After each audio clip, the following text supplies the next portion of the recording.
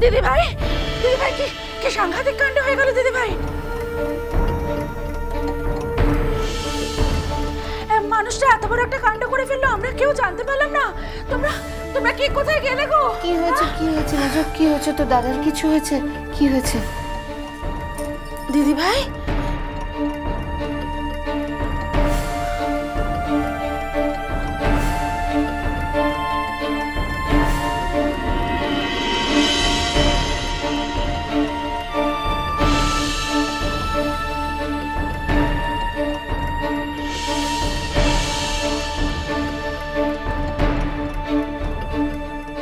মেজমণি কি হয়েছে? কি মেজমণি কি হয়েছে বলো? চুপ করে আছো কেন? বলো কি হয়েছে? দিদি ভাই কি হলো? বলবে তো কি হয়েছে? মেজমণি শুধু কাঁদলেই হবে? আচ্ছা কি হয়েছে তুমি? হ্যাঁ তোমার হাতে ওটা কি?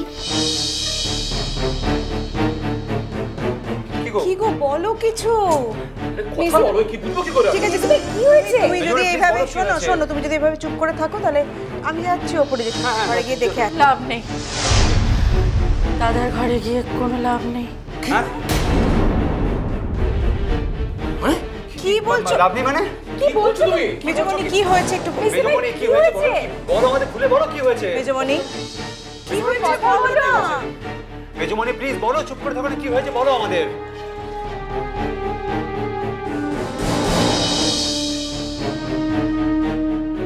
দাদা নেই।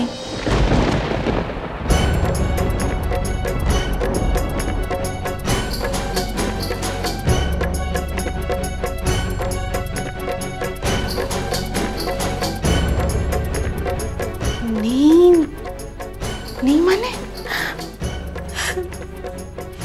এই তো এটা চিঠি, এটা পড়ো, পড়লেই বুঝতে পারবে। চিঠি? হ্যাঁ চিঠি মানে? বাবা কি চিঠি লিখে কোথাও চলে গিয়েছে নাকি? হ্যাঁ দেখো না, ভালো করে দেখো না, পড়ে দেখো না কি লিখেছে।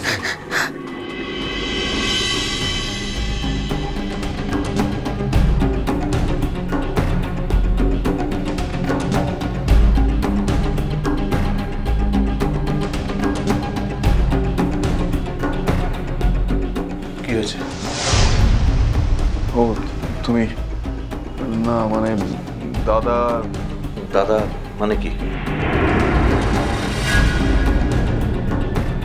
বাবা নাকি চিঠি লিখে কোথায় চলে গিয়েছে। সাজপাতি পড়ো না, কি লেখা আছে চিঠিতে, পড়ো না।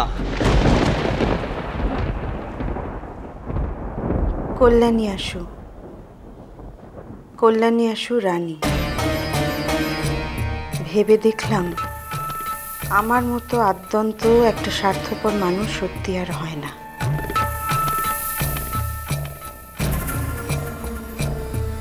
চিরকাল আমি তোমার ওপর আমার এবং আমার সংসারের সর্বস্ব ভার চাপিয়ে নিজে দায়িত্ব জ্ঞানহীনের মতো থেকেছি।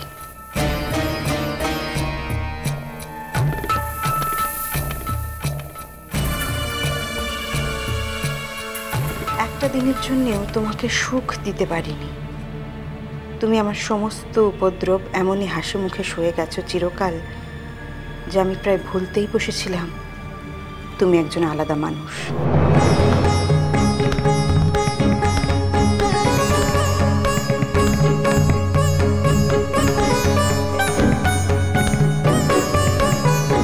তোমারও সকাল রাত থাকতে পারে, তোমারও নিজের মতো করে বাঁচার ইচ্ছে থাকতে পারে। যাক, বেটার লেট দ্যান নেভার। জীবনের এই পশ্চিম প্রান্তে এসেও যে বুঝেছি এই ঢের, আর এই উপলব্ধির সঙ্গে সঙ্গেই মনে হচ্ছে আর একটা মুহূর্তেও আমি এখানে এই সংসারের মধ্যে আমার থাকা উচিত নয়।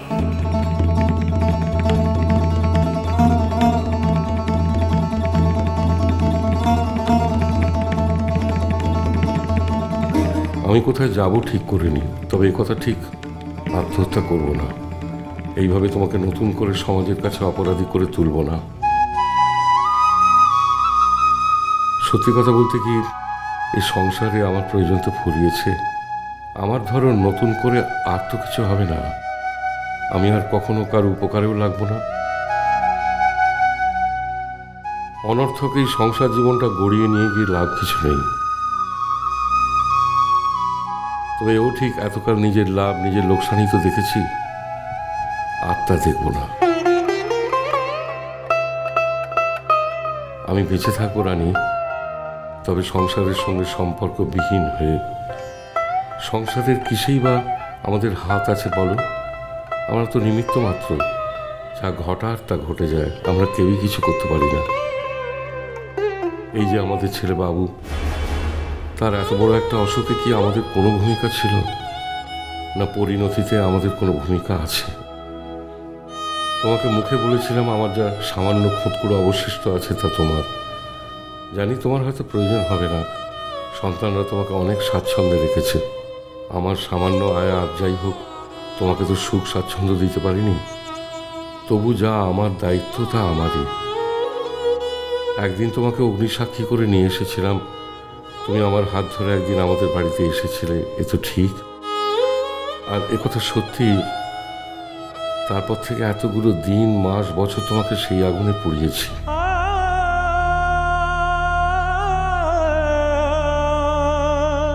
তবে বাকি দিনগুলো এই সর্বগ্রাসী আগুনের আঁচ থেকে শান্তিতে বাঁচো রানী, আমার খোঁজ করো না।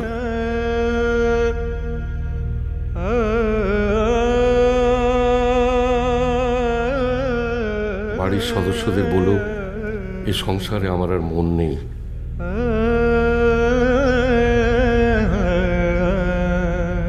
আমি এখানে আর ফিরে আসতে চাই না। তারা যেন আমাকে এইটুকু সম্মান দেয়, আমাকে ফিরিয়ে নিয়ে যাওয়ার চেষ্টা না করে। বাবুর দীর্ঘ জীবন কামনা করি। বাড়িতে যে নতুন সদস্য আসবে আর কদিন পরে, তাকে নিয়ে তোমরা আনন্দে থেকো। এই সংসারে আমি বলে যে তার এক ঠাকুরদা ছিল, সে কথা না জানলে আশা করি তার কোনো ক্ষতি হবে না। আর মেজ বৌমার পলুর প্রাণ যাবে, তবু তারা সংসারকে ভিন্ন হতে দেবে না। আমার ভরসা আছে তাদের উপর যে তারা এই সংসারের হাঁড়িটা তাদের জীবৎকাল পর্যন্ত একসঙ্গেই রাখবে।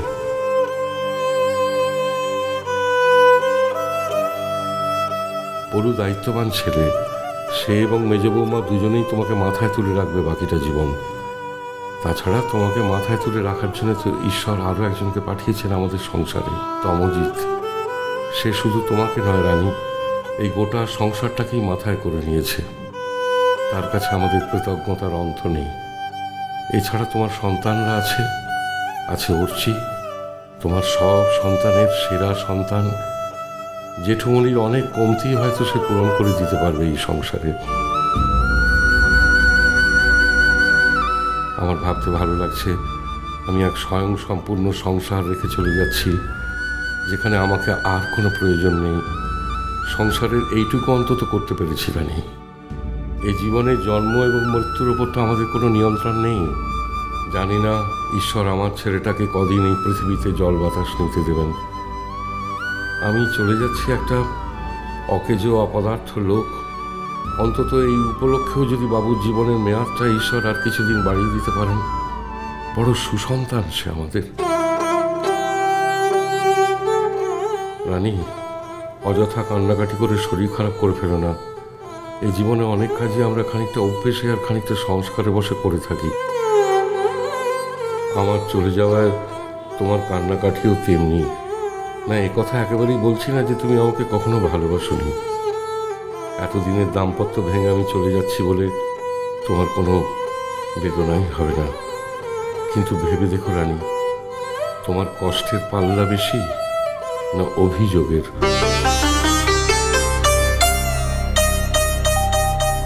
আমার কাছ থেকে যা পেয়েছো দিয়েছো তার 1000 গুণ। তাই অভিযোগ তোমারই তো হওয়ার কথা। আমার কোনো অভিযোগ নেই।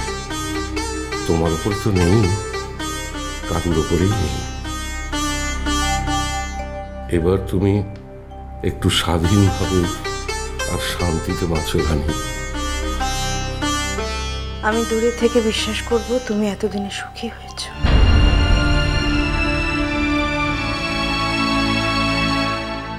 তুমি আমার আশীষ যেন সংসারের সকলের জন্য আমার আশীর্বাদ রইল। ভালো থেকো রানী, ভালো থেকো। ইতি হিরণময়। সরগমদানি সারে গারে রে গামা গারে গারে নি সারে গারে সা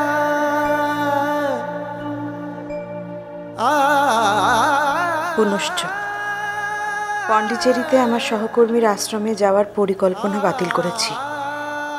চীনা জীবন থেকে যখন অচেনা জীবনে পা বাড়াচ্ছি, তখন আর কোনো সূত্র নিয়ে কোথাও যেতে চাই না।